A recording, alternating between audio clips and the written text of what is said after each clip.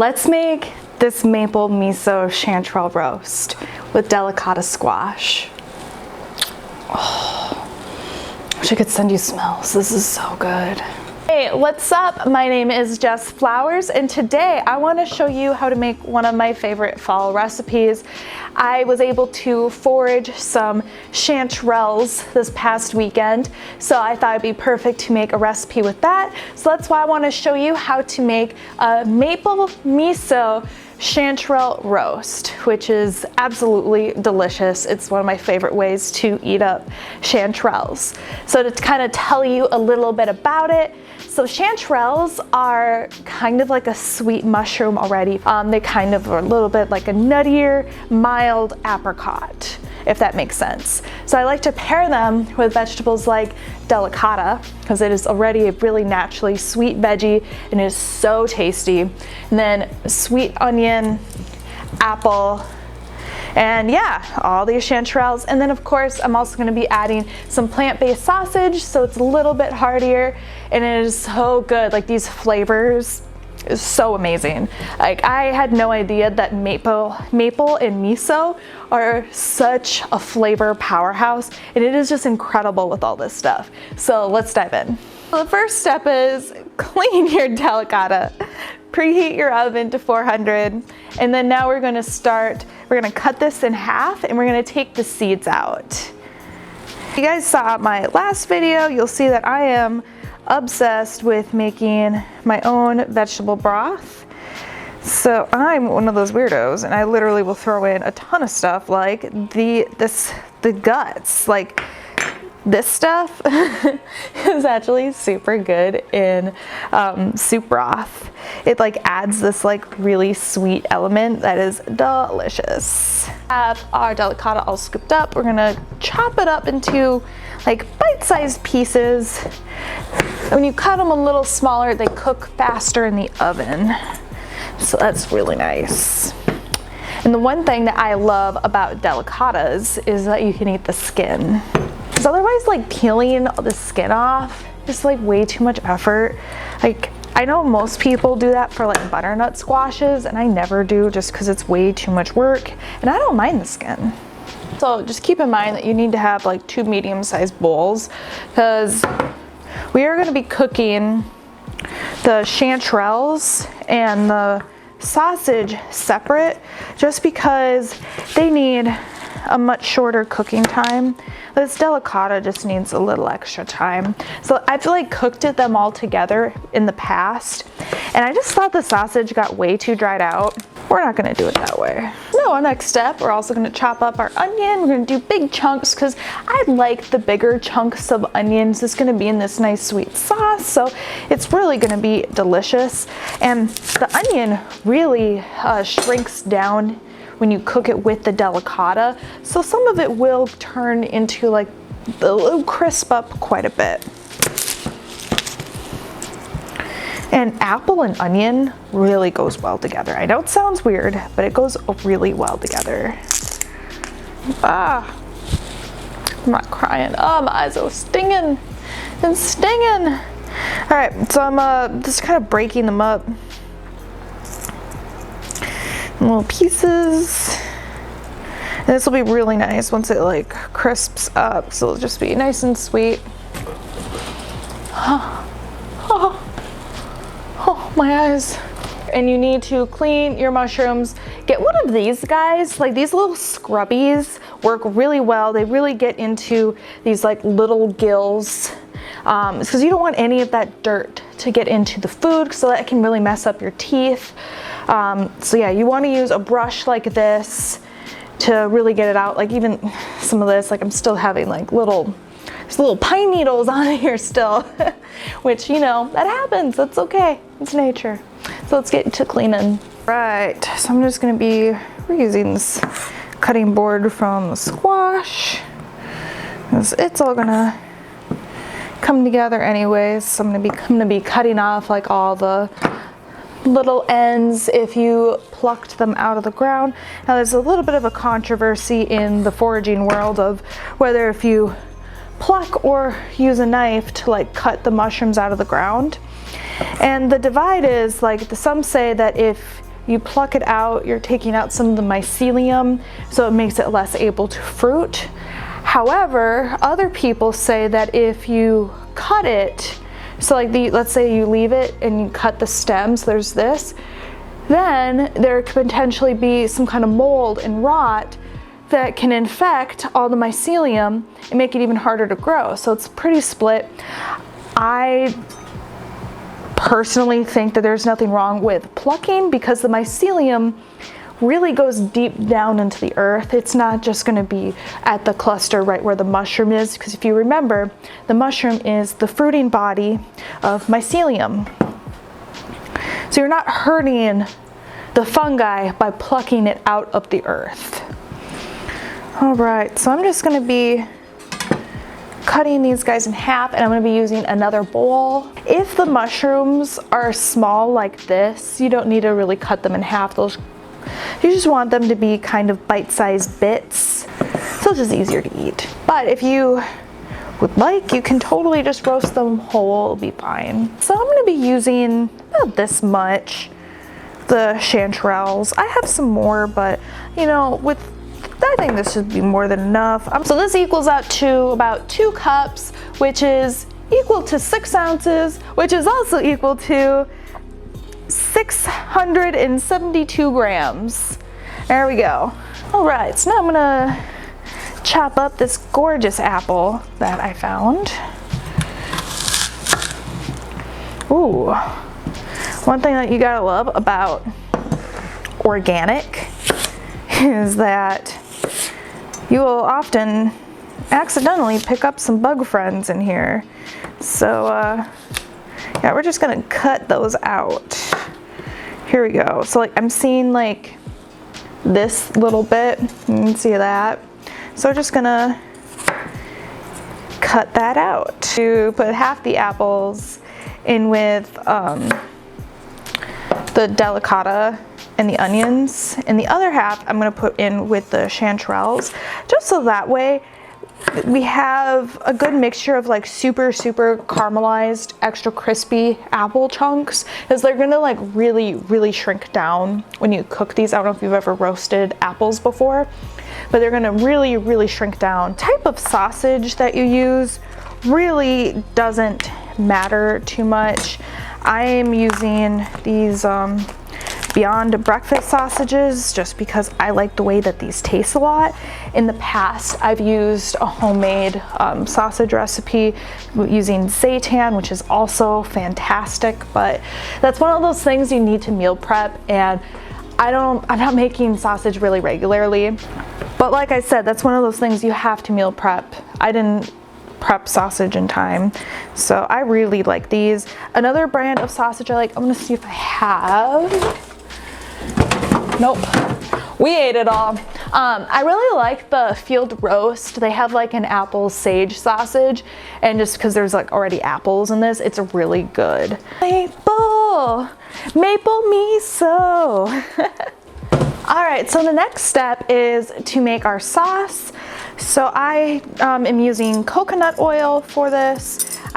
Because right now we're in October and it's kind of cold, I had to melt up my coconut oil, and I just did that by like putting it in the little metal cup and popping it in the oven for a minute.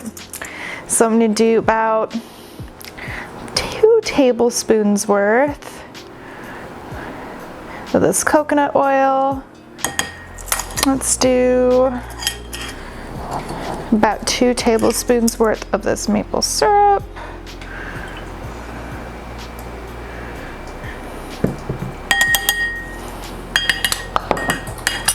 And for the miso, I am using a mild light miso. I wouldn't use one of the darker misos or like a red miso for this. I think that flavor is just gonna be a little too intense. Another great option with this is chickpea miso. I personally love chickpea miso just because it is so sweet, and like the flavor is really good on them. They're just kind of hard to find. So since I don't have a good like place to get it, I'm just using this stuff. Besides, this miso is actually really good. So I'm doing about a tablespoon, you know, maybe just a little over. And then to stir it up, use a little fork. You could also use a whisk, you know. I just kind of want to like get this into this nice little paste. And here's another part where you have some options. You can either use some like red the chili flakes, or you can use like a chili oil that you like. I personally love this Calabrian chili oil. It's like, I think this is more of like a paste, but this stuff is really good. It's like nice and smoky. It's like a Calabrian is an Italian pepper, and you know, you just add as much spice as what you would like. I don't want to recommend too much spice because a lot of Americans don't like too much spice, so we're just gonna keep it mild. I'm gonna do about this much. So this is like maybe like half a teaspoon worth. So I just like it, actually, you know what, let's do a whole another one. I don't know, I really like the combination of sweet, spicy, and savory for this. It's really nice. One last thing I'm gonna add to this is some garlic powder. I'm just gonna do a little sprinkle of it, maybe like half a teaspoon. You don't wanna do too much. Don't do a full teaspoon, otherwise like the garlic will kind of overpower like that miso flavor, and that miso flavor is really good. You gotta trust the different flavors. This again. Yeah, that's where we're at. That's what that's about. All right. So now we're going to do about half of this sauce for this, reserving the other half of this sauce for the mushrooms and sausages. So just like one big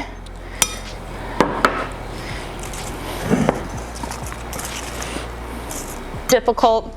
I did want to be lazy and try to use the stirring with the fork, but you know, when things just aren't working, sometimes you just got to adapt. So now we are going to be doing it this way because it just works so much better with like a proper spoon. A spatula is honestly ideal. Now let's prep our baking sheet. To do this, I'm going to be getting parchment paper. Oh my God, what was that southern accent about just now? I'm not from the South, I'm from Minnesota. All right, so the reason why we're using parchment paper is because this stuff is fabulous. Why is it fabulous, you ask? Because this is compostable, baby. We want to help our planet. That is part of the reason why I'm showing you how to do plant-based recipes, because it's good for the planet, you know? You know? So make sure if you are going to be composting it, which you should, get the unbleached stuff. The bleach is not good for the soil. The only reason why manufacturers even add bleach to parchment paper is because they think the consumers want it. So they think it looks prettier.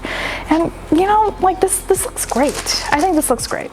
Anyways, eco-friendly rant done. All right, fill up the parchment paper because the maple syrup in this can get really sticky and it'll really stick to the bottom of your pan. So that's why you really want to line it with parchment paper. You can use aluminum foil, but that's not, you know, the best for the planet because then you have to throw that away. It's really difficult to clean it afterwards and recycle it. So like I said, try to use parchment paper. I'm gonna be spraying it with this little doodad. If you don't have a way, like a little sprayer like this, you can just like, you know, get your fingers a little dirty, spread the oil around. You just want a nice even coating so it doesn't, you know, stick. So use backless spoon to make sure that this is all even. All right, this is a family portion, but it's vegetables, you know, so it's, you know, it's healthy. So spread this out so it's not too crowded. All right, now So let's pop this in the oven. I'll be grabbing a second baking sheet for this guy. Also setting a timer for 15 minutes. We're mixing up the chanterelles and sausage and apples with the miso maple chili paste, chili sauce. It's kind of looking like a paste right now because of the coconut oil, but that's fine. All right, so we're gonna add the chanterelles and sausage mixture to your other pan. This one's gonna well, it can be a little bit smaller than the other one.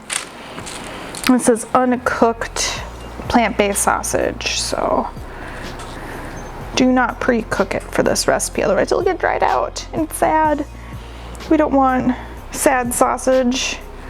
I've been there, I've done that. We don't want that.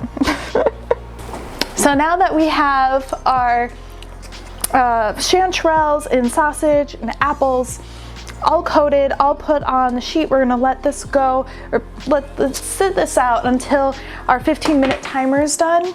And then we will pop them into the oven with the other sheet of delicata and onions.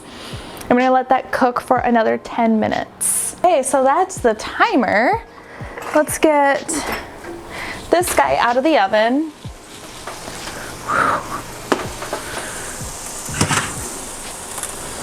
Oh, that smell. All right, so now we're just going to stir this up. Oh, it smells so good. All right, pop this guy back in the oven. This second tray in the oven, and we're gonna cook it for another 15 minutes. Now we wait. So I just took these out of the oven. These just turned out perfect, just gorgeous. So I'm gonna set these aside. Now, since the delicata and onions are a little watery looking, right? So what we're gonna do is we're just gonna broil them for like 5 minutes. The delicata back in the oven, and we're gonna broil it for an extra 5 minutes, just that way it gets nice and crispier, just kind of firms everything up a little bit more. Out of the oven after it's been broiling, check out that. That just nice little char just to give it a little bit of crisp. And it's otherwise gonna be pretty soft and sweet and just a hint of spice. This is gonna be so good. I am so excited for this. So now what we're gonna be doing is mixing everything up together and putting them in a big bowl.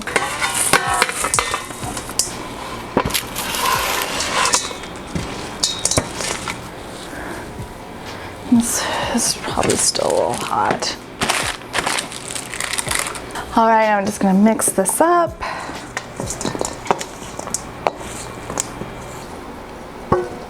I'm just so excited to try this.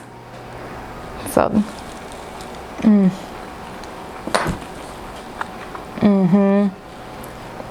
the onions, like, perfectly cooked, nice and soft. Delicata, like, just got a little bit, you can see it, like, it got a little bit browned right on the edges, and it's still really soft. I gotta have Liam try this. This is so good. Wow. Liam, do you wanna give it a bite? I would love to give it a bite. So this is the Chanterelle Roast. This looks so good. You know, the delicata, yeah.